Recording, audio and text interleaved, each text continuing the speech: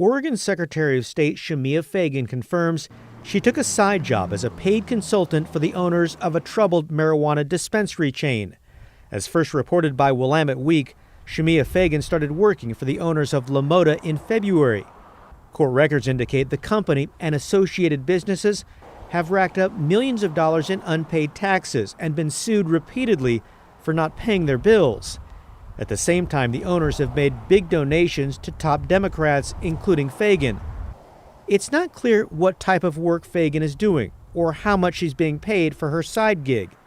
A spokesperson said she's consulting on projects outside of Oregon. For the record, my name is Shemia Fagan. The situation is complicated by the fact Fagan has spoken about the need for transparency and trust, including at this recent Senate committee meeting.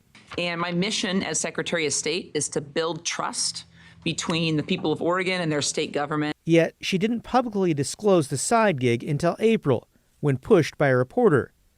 Additionally, as Secretary of State, Fagan oversees state audits, which included an audit of Oregon's regulations on the cannabis industry, the very industry in which she's been hired to act as a consultant.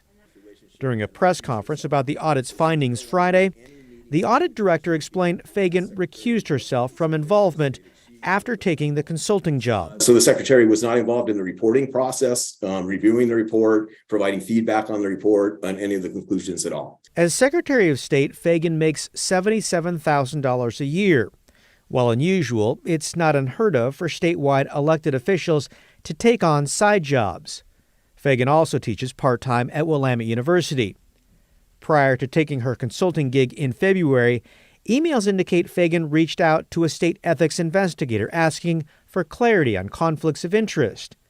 Oregon law bars public officials from using their positions for personal gain.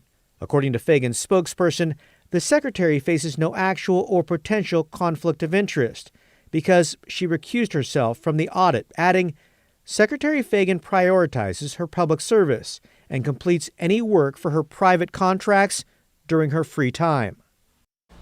It's worth noting Fagan did not seek a formal opinion from the State Ethics Commission. This afternoon, Republican leaders accused Fagan of committing, quote, major ethics violations, end quote, and called on her to resign. The Secretary of State has not been available for comment.